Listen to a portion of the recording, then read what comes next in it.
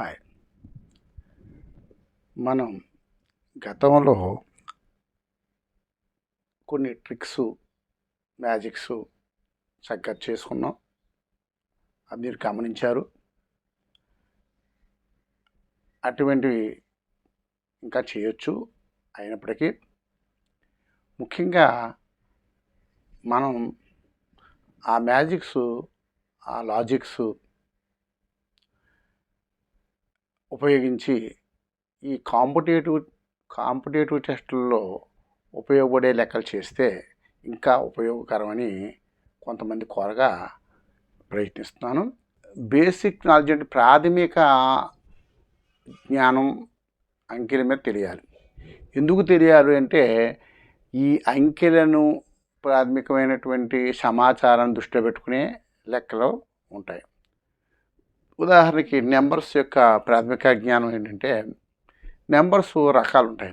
ఏమిటాయా రకాలు అంటే మొట్టమొదటిది న్యాచురల్ నెంబర్స్. న్యాచురల్ నెంబర్స్ అంటే సహజ సంఖ్యలు. ఈ సహజ సంఖ్యలు ఏమిటయ్యా అంటే కౌంటింగ్ నెంబర్స్ అంటారు. 1, 2, 3, 4 అలా అనంతం వరకుని అంతు లేదు. అంటే 1 ప్రారంభమవుతుంది. అలాగే ఇవి ఈ నెంబర్స్ని ఎంతో సూచిస్తారు. అలాగే మరొకటి హోల్ నెంబర్స్. హోల్ నెంబర్స్ని డబ్ల్యూతో సూచిస్తారు. ఈ హోల్ నెంబరు ఈ న్యాచురల్ నెంబర్కి ముందు ఒక 0 చేర్చితే అంటే 0, 1, 2, 3, 4, 5 ఇన్ఫినిటీ వరకు అంతం అనేది లేదు. అంతవరకు చెప్పేటువంటి నెంబర్లు ఏవైనా సరే హోల్ నెంబర్స్ అంటారు. అంటే న్యాచురల్ నెంబర్స్లో 0 ఉండదు, హోల్ నెంబర్లో 0 ఉంటుంది. ఇది తేడా. అంటే ఇప్పుడు హోల్ నెంబర్లో న్యాచురల్ నెంబర్ ఉంటాయి, న్యాచురల్ నెంబర్లో హోల్ నెంబర్ ఉండవు. తర్వాత ఇంకా కొంచెం ఇంప్రూవ్ అయితే ఇంకా చూస్తే ఈ 0 ప్లస్ న్యాచురల్ నెంబరే కాకుండా రుణ సంఖ్యలు, రుణ పూర్ణాంకాలు -1, -2, -3, -4 ఇలాంటివి ఇటువంటి అంకెలు కూడా ఉండేటైతే అంటే -1, -2, -3 ఇది ఇన్ఫినిటీ వరకు. అలాగే 0 తర్వాత 1, 2, 3 ఇన్ఫినిటీ వరకు అంత అనేది లేదు. కాబట్టి వీటిని ఇంటీజర్స్ జడ్తో 5తో సూచిస్తారు. అయితే ఈ ఇంటీజర్స్ తర్వాత ఒక అంతమయ్యేటువంటి ఆవర్తన సంఖ్యలు, అలాగే దశాంశ ఆవర్తన సంఖ్యలు, అంతం కానిటువంటి దశాంశ ఆవర్తన సంఖ్యలు, వీటిని రేషనల్ నెంబర్స్, కరణీయ సంఖ్యలు, ఇవి కూడా తెలియాలి.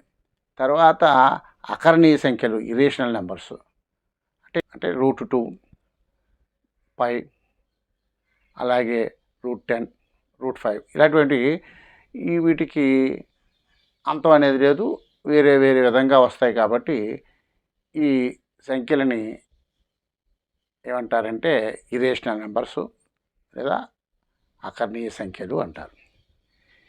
ఈ అకర్ణీయ సంఖ్యలు మిగతా అన్నీ అంటే natural numbers, whole numbers, integers, rational numbers plus irrational numbers కలిపి రియల్ నెంబర్స్ అంటారు, వాస్తవ సంఖ్యలు. మొత్తం సంఖ్య విధానం తెలిస్తే దాన్ని బట్టే మనకి ఈ లెక్కలు అర్థమవుతాయి. ఆ ఉద్దేశంతో ప్రాథమిక అంశాలని ఒకసారి చెప్పాను. అయితే ఇందులో ఇంకా మళ్ళీ అంకెలు వచ్చేటప్పటికి ఆడ్ నెంబర్స్, ఈవెన్ నెంబర్స్. 2తో భాగిస్తే 1 శాతం వచ్చేటువంటి నెంబర్లన్నీ కూడా ఆడ్ నెంబర్స్. 2తో భాగిస్తే 0 శాతం వచ్చే నెంబర్లన్నీ కూడా ఈవెన్ నెంబర్స్. అంతేకాకుండా ఇవి కాకుండా ప్రధాన సంఖ్యలు అంటే ప్రైమ్ నెంబర్స్ అని ఉంటాయి. అవి ఏమిట్రా అంటే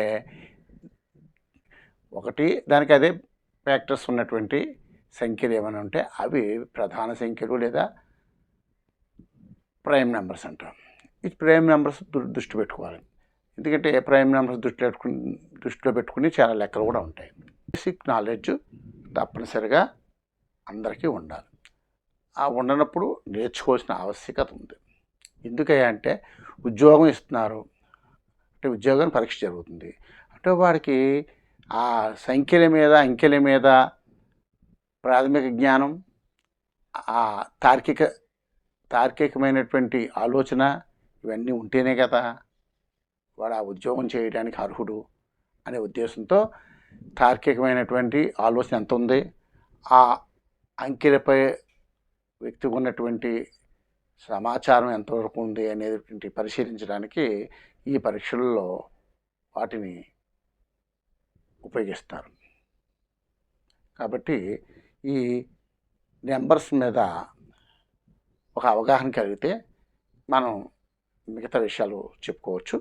చూడండి, కాంపోజిట్ నెంబర్స్ అంటే ఈ ఫ్యాక్టర్స్ అంటే కారణాంకాలు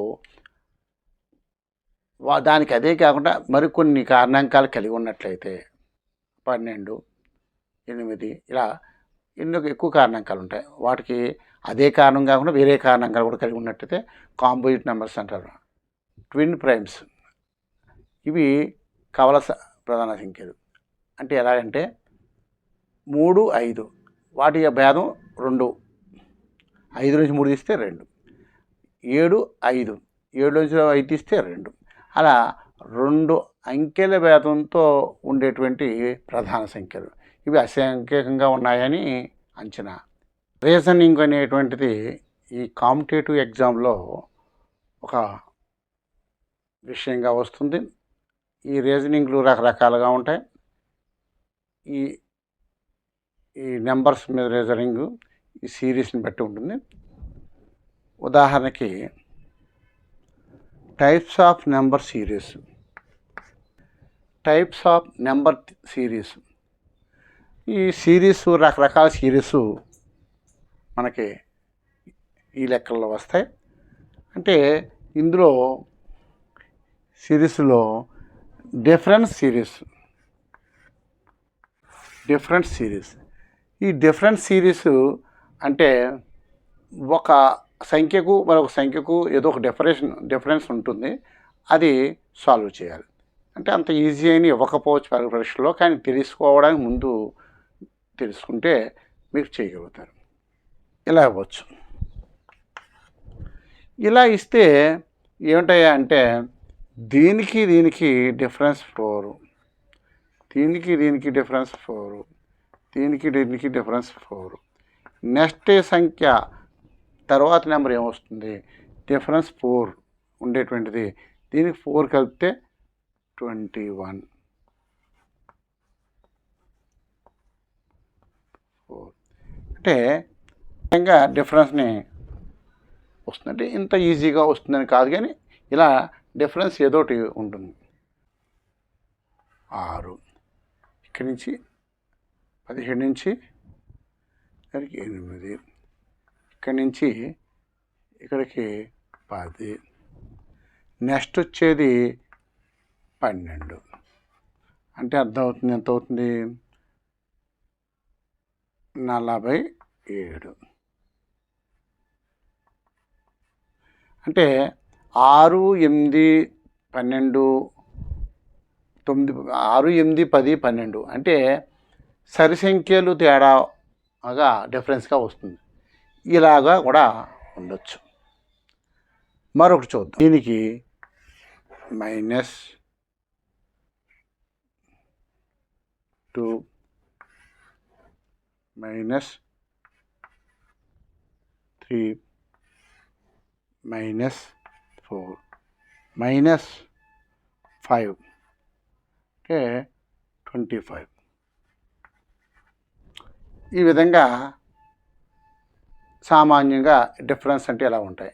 అయితే అబ్నార్మల్ సిరీస్ అంటే ఏంటి అంటే కొంచెం ఒకే ఆర్డర్లో కాకుండా కొంచెం మారుతుంటుంది.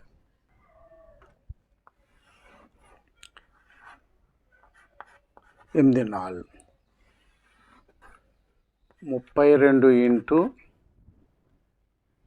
4 128 128 ఇంటూ 4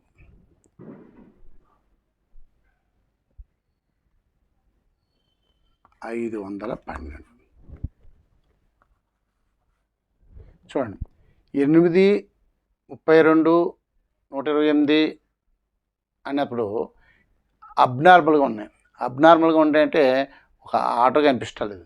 ఏంటయ్యా అంటే ఇక్కడ మనం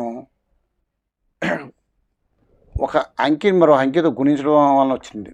అంటే 8 4 32, అలాగే 32 4 128, 128 4 512 ఆన్సర్.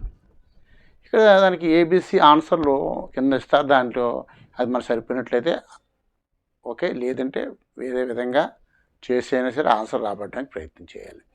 అయితే కొన్ని చేస్తే తప్ప అవి త్వరగా మనసుకి తోచవు. కాబట్టి కొన్ని ఉదాహరణ చేస్తూ ఉండగా కొత్త అన్నీ కూడా మనం చేయగలుగుతాం.